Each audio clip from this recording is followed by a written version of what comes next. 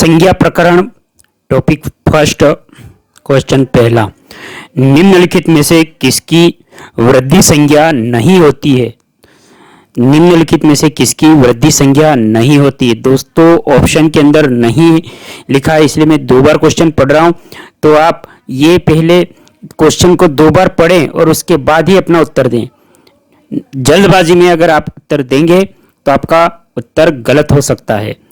तो ऑप्शन यहां पूछा है कि वृद्धि संज्ञा किसकी नहीं होती है, तो यहां ऑप्शन में है आ, ओ और ऐ। यहां पे है कि जो ऑप्शन सी है इसकी वृद्धि संज्ञा नहीं होती है। ये इसके व्याख्या भी हम पढ़ेंगे दोस्तों कि वृद्धि संज्ञा विधायक सूत्र है वृद्धि रादेच, अर्थात आ, ऐ, ओ वृद्धि संज्ञा होती है, जबकि ओ की गुण संज्ञा होती है। ऑप्शन जो सी है दोस्तों यहां ये है, ये गुण संज्ञा इसकी है ओ की, जबकि ए, बी और ये ऑप्शन जो डी है ये वृद्धि संज्ञा है, जबकि ऑप्शन सी है ये गुण संज्ञा है।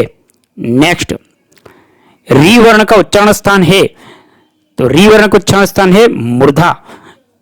ऑप्शन में था कंठ, मूर्धा, दंत और ओष्ठ, तो इसका सूत्र है ऋतु विशरणम मूर्धा, अर्थात री वर्ग ट वर्ग र तथा श का उच्चारण स्थान मूर्धा है। री ट वर्ग र तथा श का उच्चारण स्थान मूर्धा है।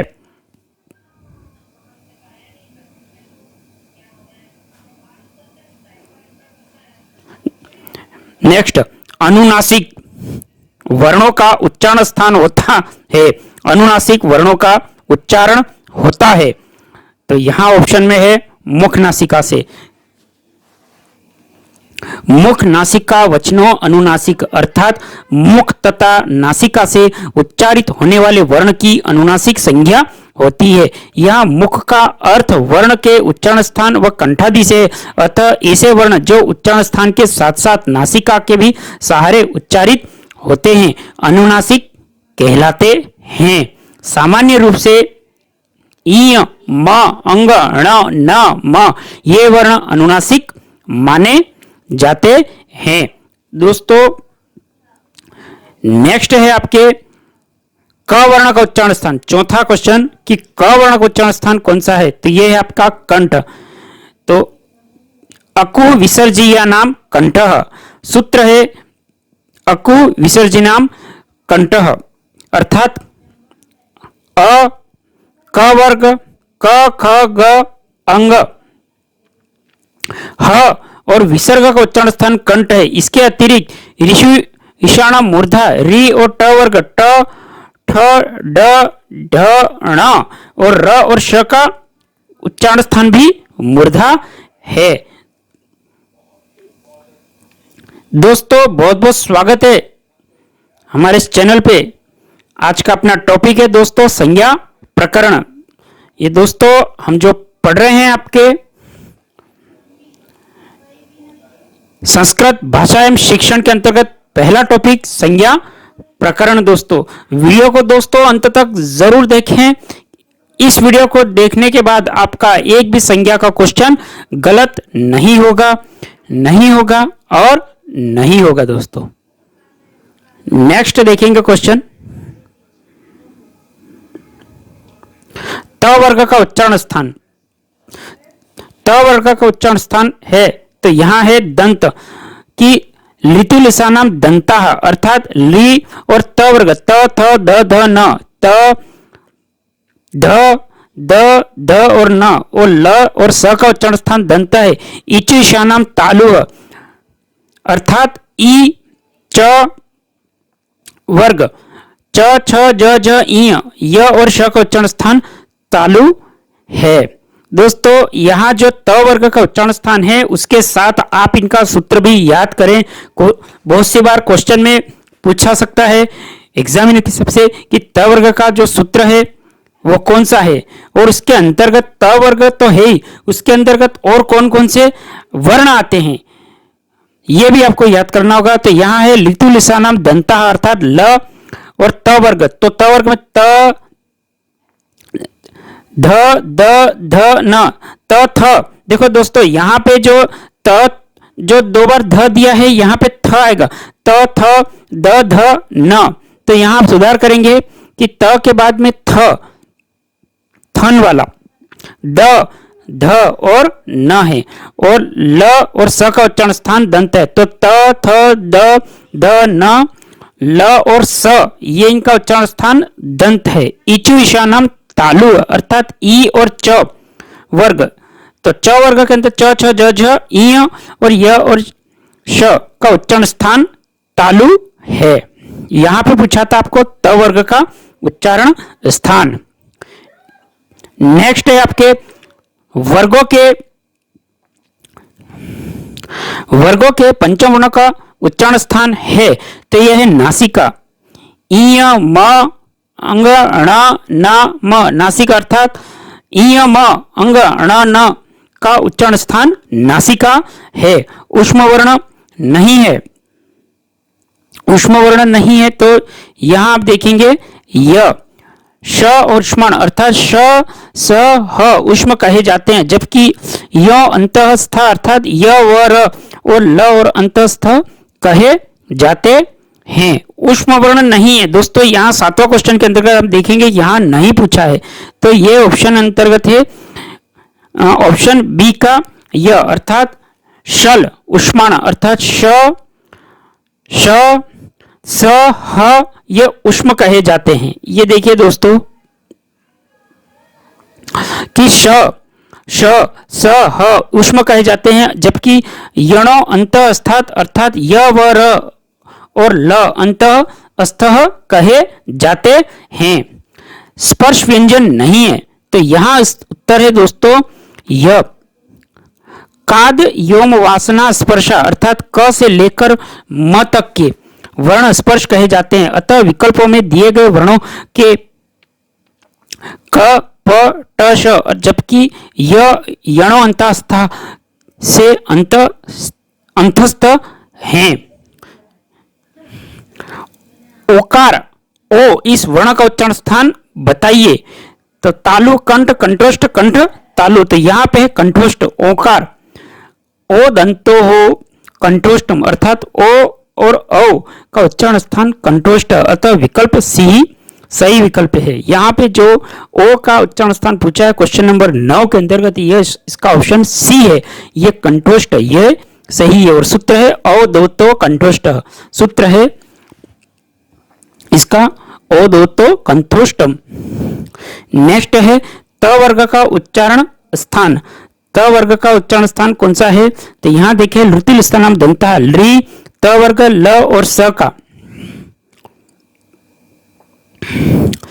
ली त वर्ग ल और स का उच्चारण स्थान दंत है। अकु विसर्जनम कंठ अर्थात अ और आ क वर्ग क ख ग घ अंग और विसर्ग का उच्चारण स्थान कंठ से होता है। इचि विषनाम तालु अर्थात ई और ई च वर्ग च छ ज झ ई य और श का उच्चारण स्थान तालु होता है। 11 है काल्या दास इति कालिदास। इस व्युत्पत्ति में कालिदास के नाम में काली शब्द के अंतिम में दीर्घ इकार को ह्रस्व इकार के निम्न की सूत्र से हुआ है। तो ये है ड्यो यपः संज्ञा छंद सो बहुलम।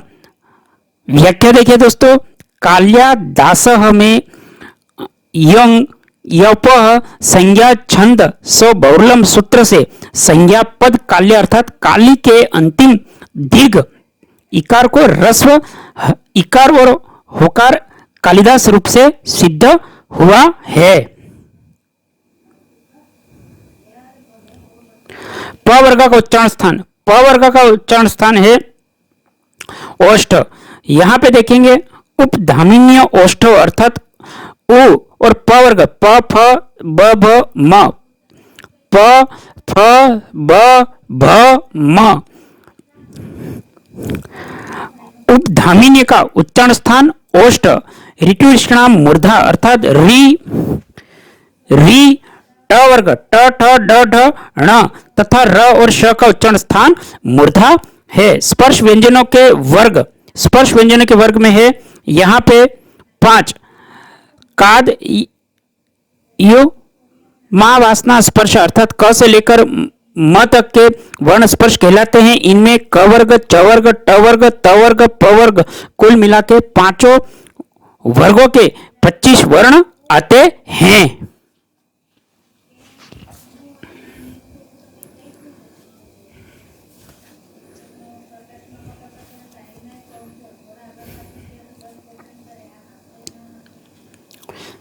नेक्स्ट देखेंगे दोस्तों,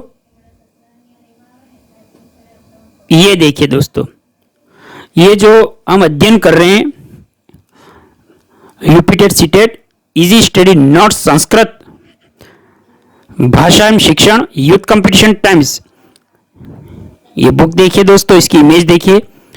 UPTET CTET, MPTET, UKTET, CG TET, JTET, Bihar TET, REET, PS TET, H TET, HP TET, Assam TET, D triple S B और यूपी सुपर टेट। ये दोस्तों ये बुक आपके बहुत ही शानदार अच्छे कंटेंट के साथ easy study notes magical series, दोस्तों जैसा नाम वैसे इसके अंदर कंटेंट है, मैजिकल सीरीज संस्कृत भाषा एवं शिक्षण और एनसीईआरटी एससीईआरटी पर आधारित अध्यायवार अभ्यास प्रश्न और व्याख्या सहित दोस्तों बहुत ही अच्छी कंटेंट के साथ दोस्तों ये बुक है।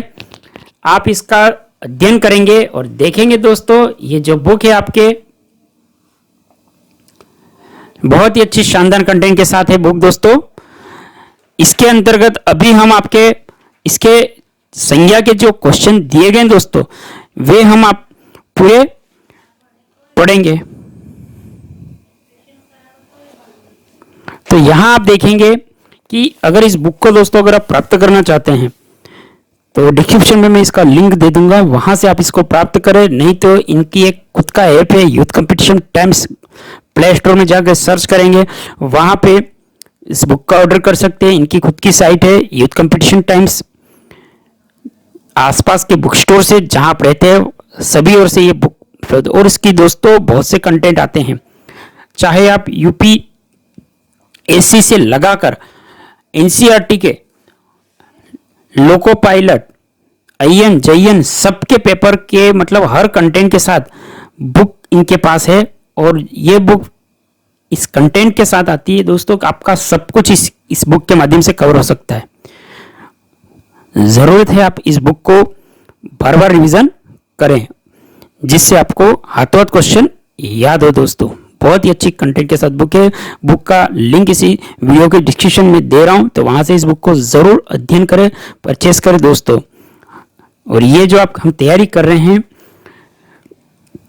आपके सीटेट के लिए जुलाई 2024 के लिए, उसके लिए तो यही आपका टॉपिक संज्ञा। पर अगर आप किसी भी स्टेट के टेट, जैसे कि मैंने आपको बता दिया है कि आपके विभिन्न स्टेट के अंदर संस्कृत अगर आप लेते हैं लैंग्वेज के अंदर, भाषा प्रथम द्वितीय के अंदर जैसा, तो वहां आप पाएंगे दोस्तों ये आपके इतना कंटेंट के साथ बुक है कि आपका सब कुछ इस बुक के माध्यम से कवर हो जाएगा दोस्तों। हाँ दोस्तों, आपने सही सुना, तो आप इसको जरूर अध्ययन करें और वीडियो को दोस्तों अंत तक देखेंगे तो ही आप अपनी तैयारी का स्वयं आंकलन कर पाएंगे। और किस प्रकार के क्वेश्चन एग्जाम में पूछे गए हैं पूर्व के अंदर, वो सभी का दोस्तों इसमें आपका रिवीजन के माध्यम से हम ये बुक के माध्यम से हम कवर करवा देंगे। तो वीडियो को अंत तक देखेंगे और आपका सब कुछ दोस्तों कवर हो जाएगा। नेक्स्ट देखें कि निम्नलिखित वर्णों में से किस वर्ण का उच्चारण स्थान दंतोष्ट है। दंतोष्ट किसका है, तो यहाँ पे है वकारस्य दंतोष्ट, अर्थात व का उच्चारण स्थान दंतोष्ट है, जबकि म का उच्चारण स्थान ओष्ठ है और प का भी उच्चारण स्थान ओष्ठ है और क का उच्चारण स्थान कंठ है। नेक्स्ट है ग व्यंजन है, तो अंतस्थ, ऊष्म, स्पर्श या संयुक्त, तो संयुक्त है स्पर्श व्यंजन। कादियो मावसाना स्पर्शा, अर्थात क से लेकर म तक, क से लेकर म तक वर्ण स्पर्श कहे जाते हैं। श्लोष्मणा अर्थात श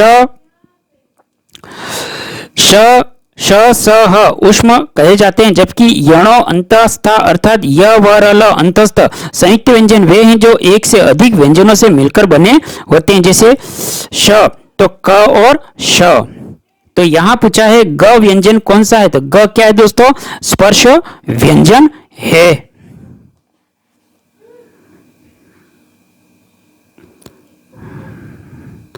अंतस्थ वर्ण है। अंतस्थ वर्ण, तो यहां देखेंगे य र लव, व्याख्या है इसकी कि अंतस्थ वर्ण य र लव है। अंतस्थ वर्ण का उच्चारण स्थान जीभ, तालु, दंत और ओंठों के परस्पर सटाने से होता है, किंतु कहीं भी पूर्ण स्पर्श नहीं होता है। ये चारों व्यंजन अर्धस्वर कहलाते हैं। अर्धस्वर किनको कहते हैं, तो ये देखेंगे य र लव अंतस्थ वर्ण उच्चारण स्थान के अनुसार जीभ, तालु, दांत और ओंठों के परस्पर सटाने से होता है, किंतु कहीं भी पूर्ण स्पर्श नहीं होता है, इसलिए इनको अंतस्थ वर्ण कहा जाता है। और ये चारों व्यंजन अर्धस्वर कहलाते हैं। ऊष्म व्यंजन हैं। ऊष्म व्यंजन के अंदर श, श, स, ह दिए गए विकल्पों में ऊष्म के अंदर श, श, स, ह है। ऊष्म व्यंजन का उच्चारण स्थान एक प्रकार से रगड़ या घर्षण से उत्पन्न ऊष्म वायु से होता है। अभ्यंतर प्रयत्न के प्रकार है। अभ्यंतर प्रयत्न, तो यहां देखेंगे 5, 2, 4 या 3, तो सही उत्तर है आपके 5।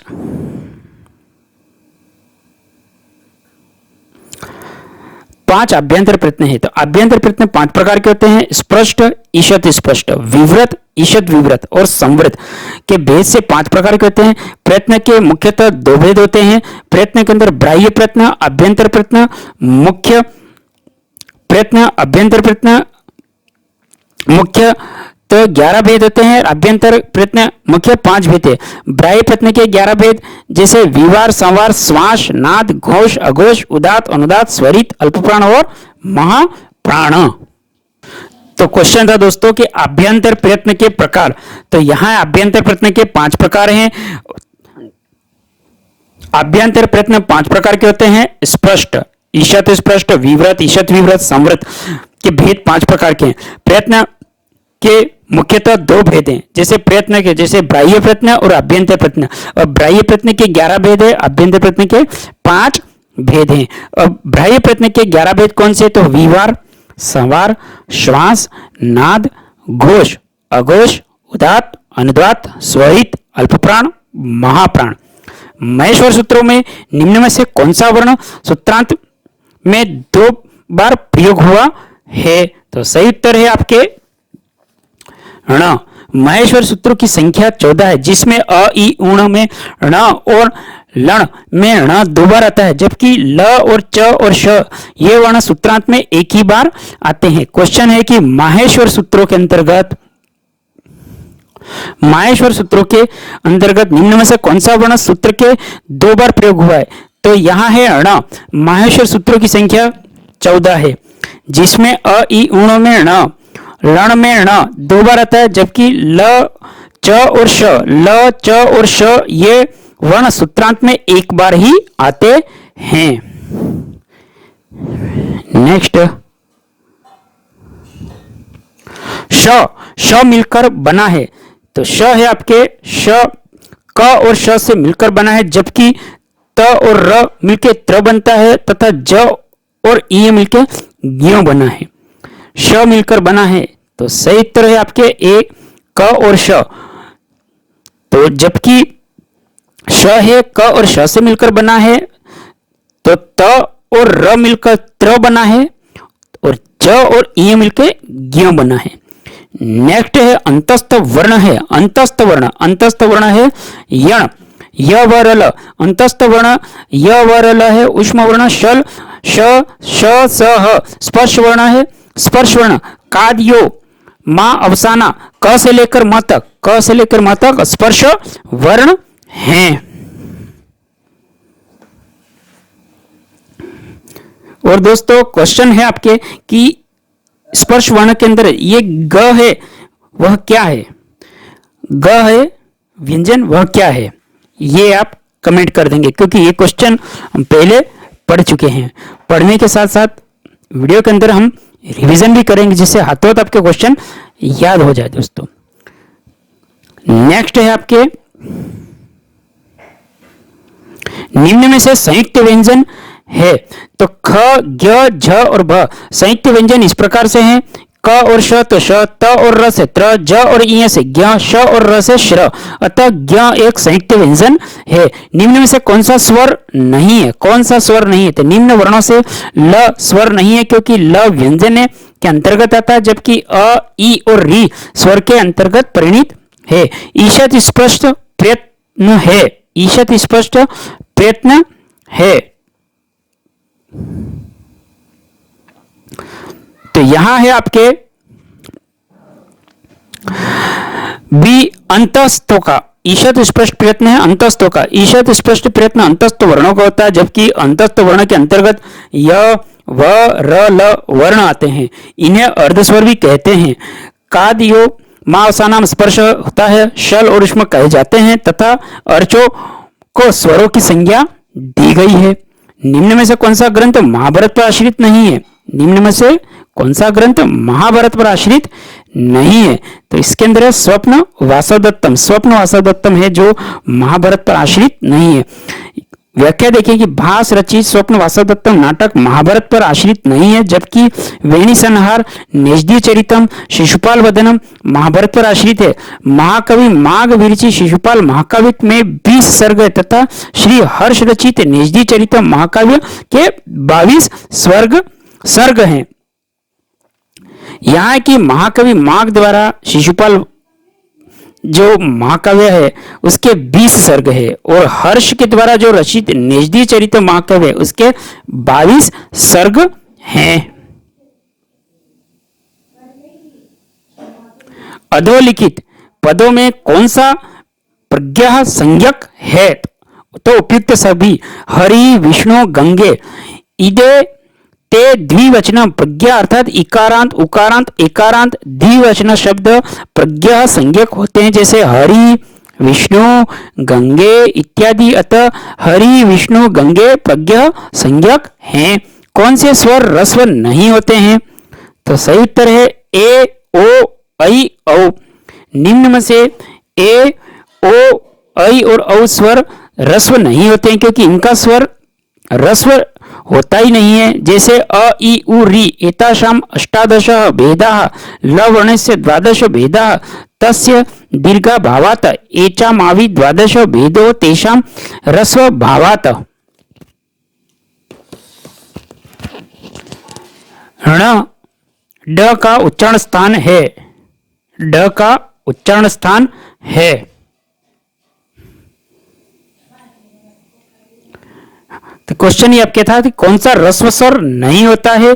तो यहां पे था आपके दोस्तों सी के अंदर ए, ओ, ऐ और औ। तो निम्न में से ए, ओ, ऐ और औ स्वर रस्व नहीं होते, क्योंकि इनका रस होता ही नहीं है। जैसे अ, इ, उ, री एतासाम अष्टादश भेदाः, ल वर्णस्य द्वादश भेदाः अर्थात दीर्घा भावात्, ए चा मावि द्वादश भेदाः तेषां रस्वा भावात्। ड का उच्चारण स्थान है मूर्धा, ड का उच्चारण स्थान मूर्धा है। ऋतु विषाण मूर्धा से री और ट वर्ग ट, ठ, ड, ढ, ण तथा श का उच्चारण स्थान मूर्धा है। संस्कृत में अयोग व वर्णों की संख्या है 4। संस्कृत में अयोग व वर्णों की संख्या 4 है। अनुस्वार, विसर्ग, जीवामूल्यम, उपधामिन्य, अनुनासिक। संस्कृत वर्णों में अयोग व वर्णों की संख्या कितनी है? तो है आपके यहां पे 4।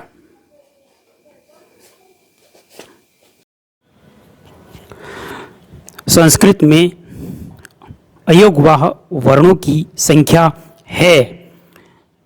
तो ऑप्शन सीधा पढ़ूंगा दोस्तों, इसके बाद व्याख्या भी पढ़ूंगा।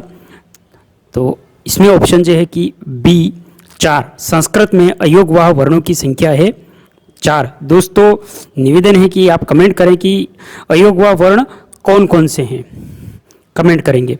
संस्कृत में अयोगवाह वर्णों की संख्या 4 है। अनुस्वार, विसर्ग, जीवामूल्य, उपधाम्य और अनुनासिक। और अनुनासिक वर्ण कौन कौन से होते हैं दोस्तों, आप कमेंट करेंगे। तो अनुस्वार, तो यहाँ देखेंगे अनुस्वार इस तरह से होता है। विसर्ग, ये जीवामूल्य, तो क और ख ये निशान जीवामूल्य का। उपधाम्य प और फ, और अनुनासिक का इ, म, अंग, ण और न। आप दोस्तों वीडियो को पॉज करते हुए आप देखेंगे और जो कमेंट के माध्यम से क्वेश्चन पूछा है उनका उत्तर देंगे। नेक्स्ट देखेंगे दोस्तों, कौन स्वर ह्रस्व नहीं होता है, मतलब कौन सा स्वर इसमें से ह्रस्व नहीं होता। तो सही उत्तर है डी का ओ। कौन सा स्वर ह्रस्व नहीं होता, तो ओ जिसमें एक मात्रा लगी हुई है। आप देखेंगे इसकी व्याख्या, री उ और दीर्घ होता है, री का दीर्घ नहीं होता है तथा ओ का ह्रस्व नहीं होता है। विकल्प डी ही सही है। जो इसमें चार ऑप्शन दिए हैं तो री और उ तो दीर्घ होता है, री और अर्थात ए और बी तो इसमें दीर्घ है, और जो सी के अंदर ली बताया है री, ये दीर्घ होता ही नहीं है, और डी का ओ है ये ह्रस्व नहीं होता है, अतः विकल्प डी सही है। नेक्स्ट है माहेश्वर सूत्रों की संख्या कितनी है, तो सही उत्तर है 14। माहेश्वर सूत्रों की संख्या है 14। कौन कौन से होते हैं दोस्तों, आप देखेंगे कि महर्षि पाणिनि के माहेश्वर सूत्रों की संख्या 14 है, जिसमें पहला अ ई ऊण, दूसरा ली क, तीसरा ए ओ अंग, चौथा ए ओ च, पांचवा हयवर ट, छठा ल ण, सातवां ईय म अंग ण न म, आठवां ज ब ईय, नौवा ग ढ दश, दसवां ज ब ग ढ दश, 11वां ख प छ ठ थ च ट त व, 12वां कपय, 13वां श स र और 14वां हल। इस तरह माहेश्वर सूत्रों की संख्या 14 होती है।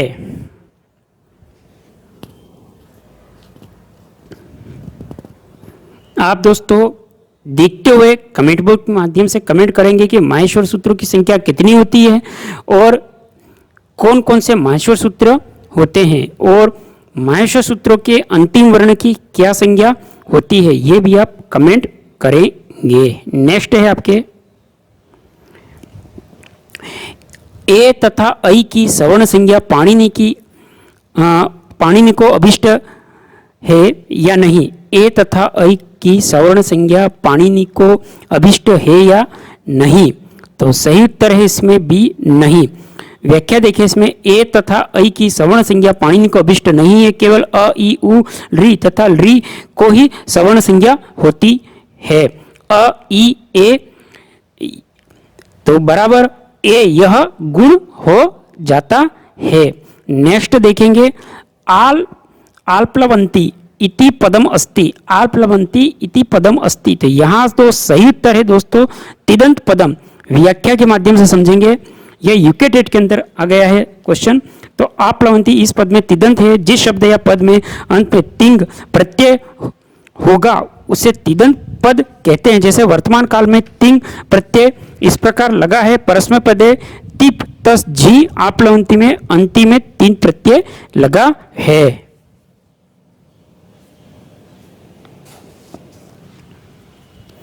नेक्स्ट है आपके निम्नलिखित में से कौन सा युग्म क्रमशः ह्रस्व और दीर्घ का प्रतिनिधित्व नहीं करता है, ह्रस्व और दीर्घ का। तो यहां जो सही उत्तर है डी, री और ली ह्रस्व का प्रतिनिधित्व नहीं करता है। यहां व्याख्या से समझेंगे,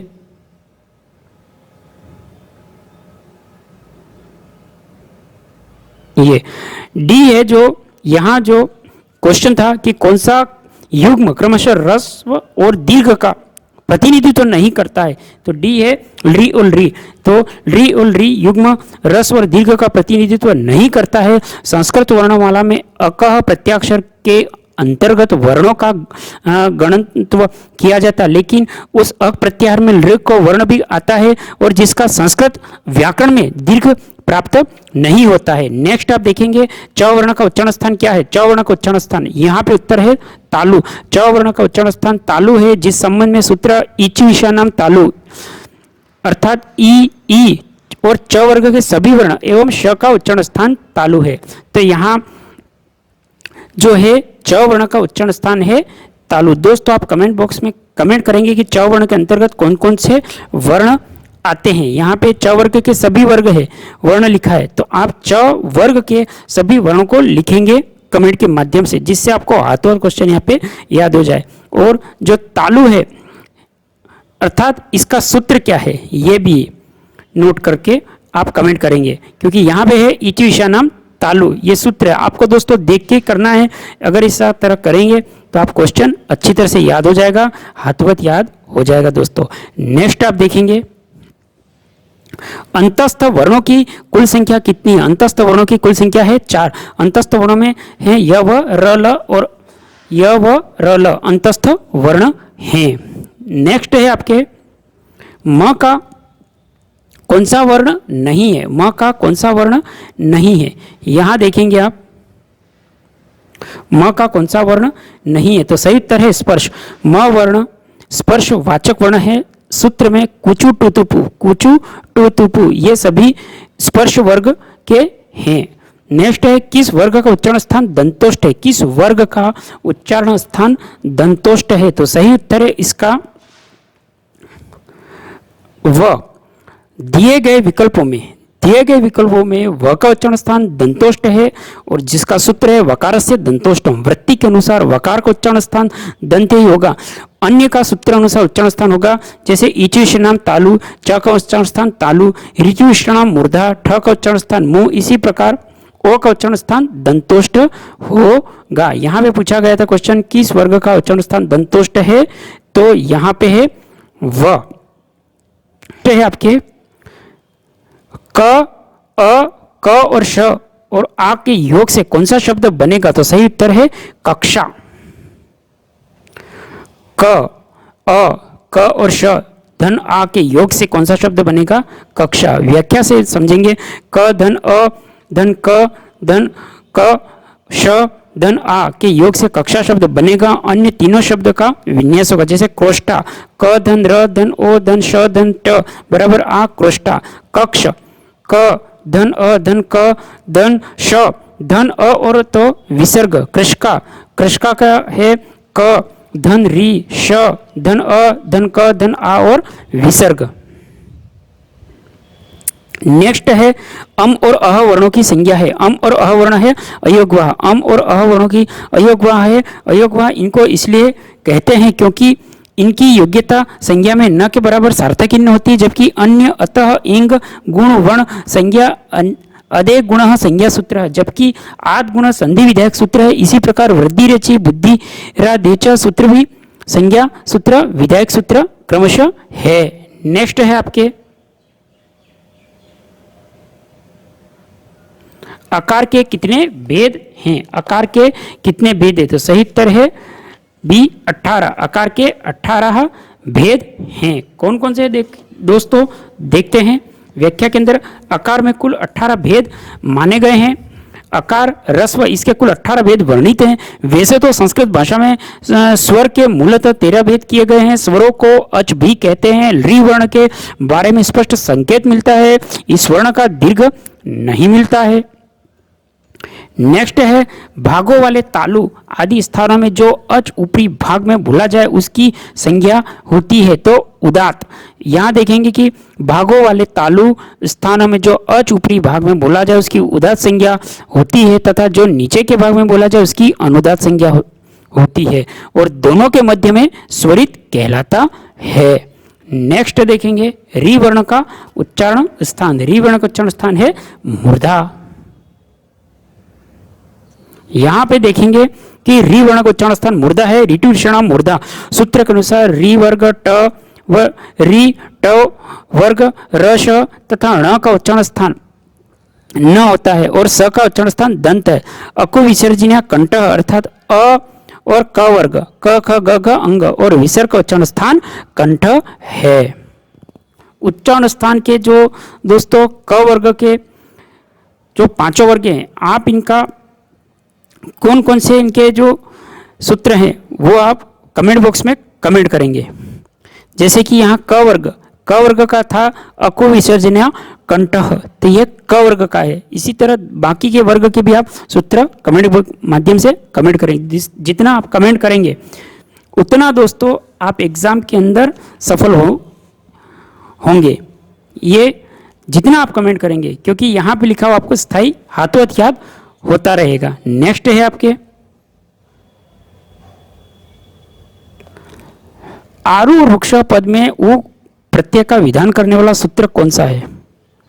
तो यहां है संशा स भिन्न उह। आरु वृक्ष पद में उ प्रत्यय का विधान करने वाला सूत्र है संशा सभी उह।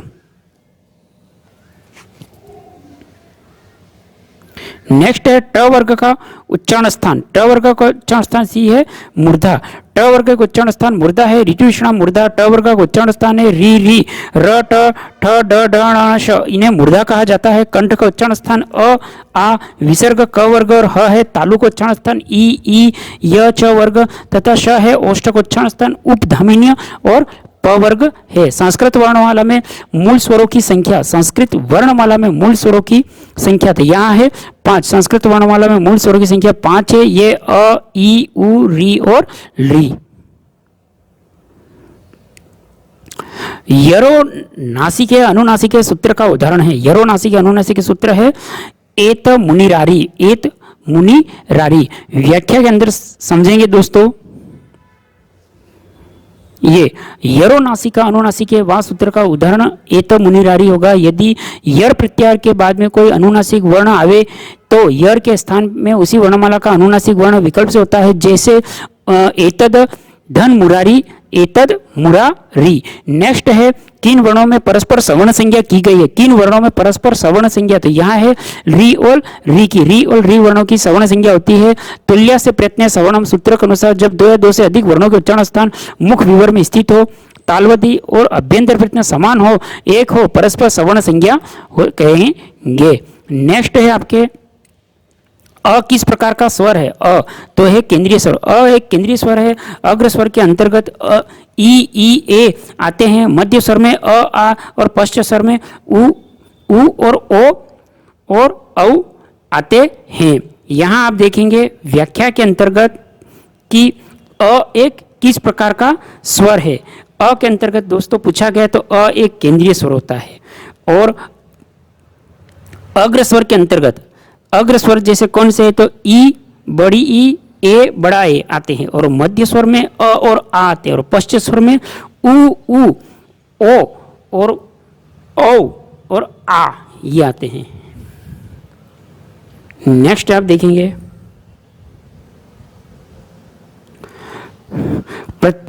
प्रत्यय के आदि में स्थित च वर्ग और ट वर्ग की इच संज्ञा वाला सूत्र क्या है? तो यहाँ है चुटु। प्रत्यय के आदि में स्थित च वर्ग और ट वर्ग की इच संज्ञा वाला सूत्र है चुटु है। उपदेशों के अंत में आने वाला हल हलंत भी इच संज्ञा है। किसी प्रत्यय के आदि में आने वाला श तथा तद्धित से भिन्न प्रत्यय में आदि में आने वाला ल तथा क वर्ग लक्ष्यदित इच संज्ञक है। नेक्स्ट है गंगे अमो विष्णु इमो पदों में सिद्धि करने वाला सूत्र है। तो यहाँ है सी ईद देदह द्विवचनम प्रज्ञा हम। ये दोस्तों एचटेट के अंतर्गत क्वेश्चन है। यहाँ देखें गंगे अमु विष्णु में पदों की सिद्धि करने वाला सूत्र इदे दु दे द्विवचनम प्रज्ञा हम। जब संज्ञा अथवा सर्वनाम अथवा क्रियावाचक शब्द के द्विवचन के अंत में ई उ ए रहता है तो उस ई और उ और ए को प्रज्ञा कहते हैं। जैसे गंगे अमो विष्णु इमो हरि एतो। नेक्स्ट है आपके ए और ऐ का उच्चारण स्थान। ए और ऐ का उच्चारण स्थान है बी कंठ तालु। ए और ऐ का उच्चारण स्थान कंठ तालु है। ओ और ओ का उच्चारण स्थान कंठ और ओष्ठ है। उच्चारण स्थान दांत और ओठ है। री री र ट ठ ण और स का उच्चारण स्थान मूर्धा है। नेक्स्ट आप देखेंगे दोस्तों वर्गों के द्वितीय और चतुर्थ शल वर्णों की संज्ञा होती है। वर्गों के द्वितीय चतुर्थ और शल वर्णों की कौन सी संज्ञा होती थी? यहाँ पे घोष। वर्गों के द्वितीय चतुर्थ और शल वर्णों की संज्ञा के अंदर महाप्राण होती है। व्यंजन का भेद अल्पप्राण व महाप्राण भी होता है। अल्पप्राण वर्गों के प्रथम वर्ग में पंचम वर्ण अंतस्थ और वर्गों के द्वितीय और चतुर्थ का ऊष्म महाप्राण है। तो वर्ग के अंदर दूसरा चौथा और शल वर्णों की घोष संज्ञा होती है। यहाँ आप नेक्स्ट देखेंगे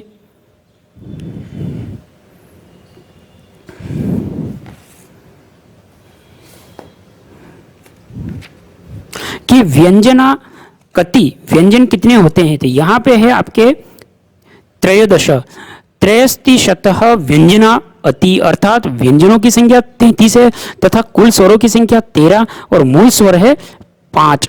नेक्स्ट है दंत्य वर्णा के दंत्य वर्ण ऋतु लुसानाम दंत्य वर्ण री और त वर्ग स और दंत्य वर्ग इनका उच्चारण स्थान दंत है। नेक्स्ट है ट वर्ग। ट वर्ग के अंतर्गत है ट ठ ड ढ ण ट ठ ड ढ ण ट वर्ग में ट ठ ड ढ ण ये 5 वर्ण आते हैं। विकल्प एक को छोड़ के सभी विकल्प यथाक्रम में नहीं है। नेक्स्ट है वर्णमालायाम कति व्यंजना संति। तो यहाँ है 33 वर्णमालायाम 33 से 63 व्यंजना संति अर्थात वर्णमाला के अंतर्गत 33 व्यंजन वर्ण आते हैं। संस्कृत व्याकरण में कुल 42 वर्णमाला हैं जिनमें 9 स्वर हैं, 33 व्यंजन वर्ण समाहित हैं। नेक्स्ट है ऋकारस्य वर्ण उत्पत्ति स्थानम। ऋकारस्य वर्णोत्पत्ति स्थानम यहाँ पे है मूर्धा ऋतु ऋषाणाम मूर्धा ऋतु ऋषाणाम मूर्धा अर्थात री और ट वर्ग र और श का उच्चारण स्थान मूर्धा है। ईचु ईशानाम तालु अर्थात ई और च वर्ग और य और श का उच्चारण स्थान तालु। लृतु लुसानाम दंता री त वर्ग ल और स का उच्चारण स्थान दंत। अकु विसर्जन कंठ अ और क वर्ग और ह और विसर्ग उच्चारण स्थान कंठ है। नेक्स्ट आपके हैं तालव्य वर्ण के। तालव्य वर्ण कितने हैं तो यहाँ है इचु ईशाना इचु ईशानाम इचु ईशानाम तालव्य वर्ण अर्थात ई च वर्ग और य अर्थात श का उच्चारण स्थान तालु होता है। नेक्स्ट है आपके स्वरा कति। स्वर कितने हैं तो यहाँ पे 13 स्वरा 13 स्वरों की संख्या 13 है। अ आ ई उ री री ए ऐ ओ और औ ये 13 स्वर होते हैं। 13 स्वर होते हैं और हमने अभी यहाँ पे देखा था कि व्यंजना कति। तो यहाँ जो व्यंजन कितने होते हैं दोस्तों कि त्रयस्तितम ये यहाँ पे इतने 33 तो व्यंजन होते हैं और स्वर 13 होते हैं। संस्कृत के अंदर यहाँ पे व्यंजन बताया कि जो हमने इसके पहले जो क्वेश्चन था कि व्यंजना कति तो यहाँ पे है 33 और स्वरा तो स्वर है 13। अब कौन कौन से दोस्तों आप कमेंट के माध्यम से करेंगे कि व्यंजन के अंतर्गत कौन कौन से आते हैं और स्वरों के अंतर्गत कौन कौन से स्वर आते हैं कमेंट कर देंगे। नेक्स्ट देखेंगे स्वरा कति इति कथ्यन्ते। स्वरा इति कथ्यन्ते स्वरों को भी अच कहा जाता है क्योंकि अच एक प्रत्याहार है जिसके अंतर्गत सभी स्वर आ जाते हैं इसलिए अच भी स्वर कहलाता है। नेक्स्ट है मूर्धन्य वर्ण के। तो यहाँ ऋतु ऋषाणाम मूर्धन्य वर्ण ऋतु ऋषाणाम इचु ऋषाणाम तालु ऋतु ऋषाणाम मूर्धा ऋतु ऋषाणाम दंता अकु विसर्जन कंठ ये इनके वर्ग हैं दोस्तों। नेक्स्ट है समाहारा। समाहारा डैश तो यहाँ है स्वरित। समाहारा स्वरित उच्चारण के स्थान के स्वरों के 3 भेद होते हैं उदात अनुदात स्वरित। समाहारा स्वरित अर्थात उच्चारण स्थान के आधार पर स्वरों के 3 भेद है जिसमें उदात अनुदात और स्वरित। दोस्तों उदात किसे कहते हैं अनुदात किसे कहते हैं स्वरित किसे कहते हैं इससे पहले ये क्वेश्चन हम पढ़ चुके हैं। कमेंट के माध्यम से कमेंट करेंगे। तो उदात उच्चैरुदात अनुदात निच्चैरुदात स्वरित समाहार स्वरित ये इनके हैं। आप इनके आधार पे कमेंट करेंगे कि उदात किसे कहते हैं अनुदात किसे कहते हैं स्वरित किसे कहते हैं। इकारस्य वर्ण उत्पत्ति स्थानम। इकार का जो वर्णोत्स्थान कौन सा है तो तालु। इकारस्य वर्णोत्पत्ति स्थानम इकार का वर्णोत्पत्ति स्थान तालु होता है। नेक्स्ट है आपके व्यंजना अथवा व्यंजनाम संयोगन किम अक्षरम भवति। तो यहाँ उत्तर है संयुक्त अक्षरम। व्यंजना संयोगन संयुक्त अक्षरम भवति अर्थात व्यंजन अथवा व्यंजनों के संयोग से संयुक्त अक्षर होते हैं जैसे क और श। पर सन्निकर्ष तो सन्निहिता पर सन्निकर्ष संहिता वर्णों की अत्यंत समीप संहिता संज्ञा होती है। सद्युपास्य ज्योत्सना इति। फकारस्य वर्णोत्पत्ति स्थान फकारस्य वर्णोत्पत्ति स्थान तो यहाँ पे है ओष्ठ। व्याख्या देखिए दोस्तों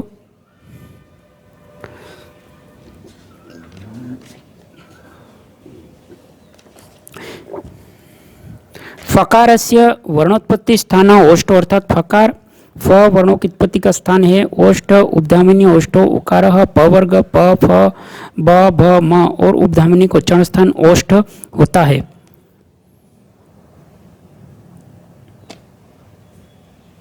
अदर्शनम डैश अदर्शनम यहाँ पे है लोप, अदर्शनम लोप अर्थात व्याकरण शास्त्र में शब्दों को नित्य मानता है। शब्द वर्ण प्रत्यादि लोप का तात्पर्य अभिव्यक्ति न होने से शास्त्र द्वारा जिसका श्रवण सुनाई पड़ना उसके सुनाई न पड़ने के कारण व्याकरण दर्शन में लोप कहा गया है।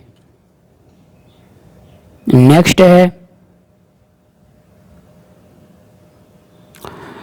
अर्धमात्र का लेचनो चार्य माण वर्ण के अर्थात व्यंजनादि अर्धमात्र लोचन व्यंजन वर्ण अर्थात अर्धमात्र से समाचरण व्यंजन वर्णों का प्रयोग करते हैं। एक मात्र भवेद स्वरो द्विमात्रे दीर्घ मुच्यते त्रिमात्रे प्लुतो ज्ञेयो चार्ध मात्रकम।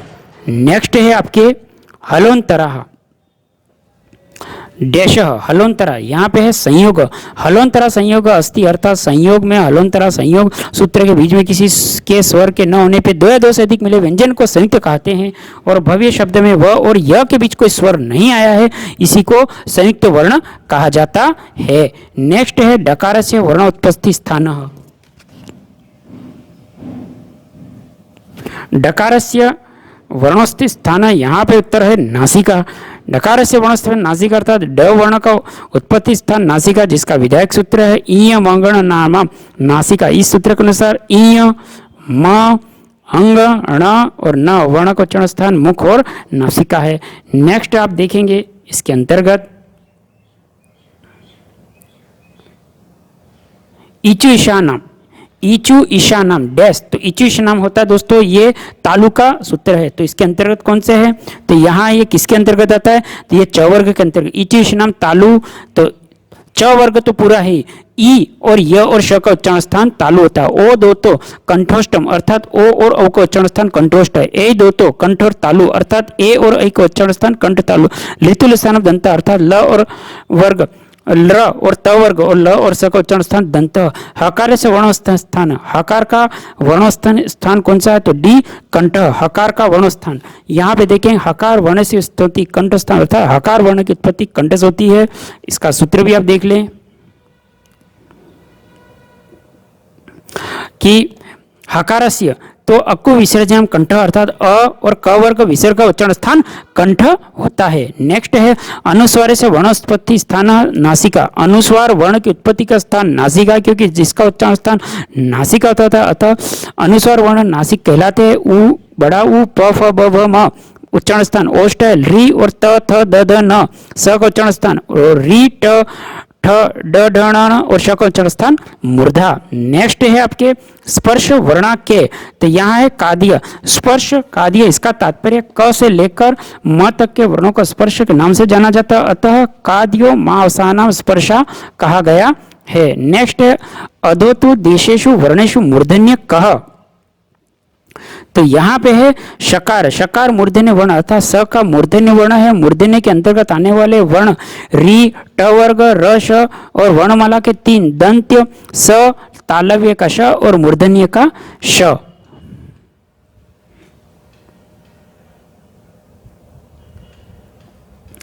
यहाँ पे हमने देखा दोस्तों कि अस्पर्श वर्ण कितने हैं, तो यहाँ पे है स्पर्श वर्ण के, तो स्पर्श वर्ण काद्य का तात्पर्य क से लेकर म तक, क से लेकर म तक के वर्णों को स्पर्श नाम से जाना जाता है, अतः काद्यो मावसानाम स्पर्शा, काद्यो, तो यहाँ ए सही है।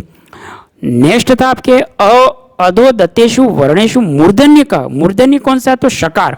अब यहाँ आप देखेंगे कि शकार मूर्धन्य वर्ण है अर्थात स मूर्धन्य वर्ण, मूर्धन्य के अंतर्गत आने वाले वर्ण क्रमशः री और ट वर्ग र और श है। वर्णमाला में तीन प्रकार हैं, जिसमें दंत्य में स, तालव्य का श और मूर्धन्य का श। नेक्स्ट आप देखेंगे अंतस्थ वर्ण के, अंतस्थ वर्ण में य र लव, अंतस्थ वर्णों के अंतर्गत य र लव, इन्हीं के वर्णों के अंतर्गत अर्धव्यंजन भी कहते हैं। देहली इत्य से वर्ण अथ प्रत्यक्त इति, तो यहाँ देहली इत्य से प्रत्यक्त वर्ण है द ए ह ल ई कु पवर्ण इत्यस्ते वर्ण नाम पृथक लिखत, तो यहाँ है क उ र प वर्ण अ कु वर्ण, शब्द में वर्णों को पृथक इस प्रकार से लिखते हैं कुपवर्ण क उ प्रश, और अन्य तीनों विकल्प असंगत हैं। नेक्स्ट है दोस्तों अंतिम क्वेश्चन आपके, इसका अनुस्वार कह, तो अनुस्वार के अंतर्गत है अम, अनुस्वार अम अर्थात अम और अ को अनुस्वार कहते हैं और अ ये विसर्ग कहते हैं। दोस्तों इसके अंदर मात्र आपके 80 क्वेश्चन थे। बहुत ही शानदार और अच्छे कंटेंट के साथ हमने ये टॉपिक आपके संज्ञा प्रकरण के अंतर्गत पूरा कर लिया है। एक छोटा सा निवेदन आपके समकक्ष करना चाहूँगा कि आप चैनल पर पहली बार हैं तो हमारे चैनल हेमंत ऑनलाइन क्लासेस को अभी सब्सक्राइब करें, और इसी वीडियो को फेसबुक पेज पे हैं तो हमारे Hemant online classes Facebook page को फॉलो करें, इंस्टाग्राम पेज को हेमंत ऑनलाइन क्लासेस को फॉलो करें। वहाँ पे ज़रूरी अपडेट इसी वीडियो से संबंधित आती रहती है दोस्तों। तो आप तीनों प्लेटफॉर्म हमारे एजुकेशन से जो निःशुल्क संबंधित है, हेमंत ऑनलाइन क्लासेस का Facebook, Hemant online classes YouTube और हेमंत ऑनलाइन क्लासेस इंस्टाग्राम, इन तीनों पे दोस्तों फॉलो करें, सब्सक्राइब करें, शेयर करें। दोस्तों आप अपनी लाइफ में जितना दोस्तों परोपकार करेंगे, ये निःशुल्क वीडियो आपकी तैयारी के लिए, सीटेट के लिए जो दिया जा रहा है दोस्तों, यह जो बुक है, बुक की इमेज देख ले, शानदार और अच्छे कंटेंट के माध्यम से आप देखें। Easy study note, magical series, Sanskrit भाषा एवं शिक्षण। दोस्तों इसके जितने भी टॉपिक हैं, इस वीडियो के माध्यम से मैं एक निवेदन करूंगा। हमने आज संज्ञा प्रकरण वाला पहला टॉपिक कवर कर लिया है और इसके पहले इस बुक की मैंने बुक का रिव्यू कर दिया है, आप देख ले। अगर वो वीडियो नहीं देखा है कि इस बुक के अंदर कौन कौन से कंटेंट है, मैंने बता दिए, डिस्क्रिप्शन में लिंक दे दूंगा जिसके माध्यम से सभी टॉपिक्स को कवर करवाऊंगा। आप जितना कमेंट के माध्यम से कमेंट करेंगे, चैनल को सब्सक्राइब करें, वीडियो को फॉलो कर ले दोस्तों, फेसबुक पेज को फॉलो करें। इसके अंतर्गत नेक्स्ट टॉपिक संधि आ रहा है दोस्तों, सभी को कवर करवाएंगे बैक टू बैक, और आपके एग्जाम के अंदर शानदार अच्छे नंबर आने की हम उम्मीद करते हैं।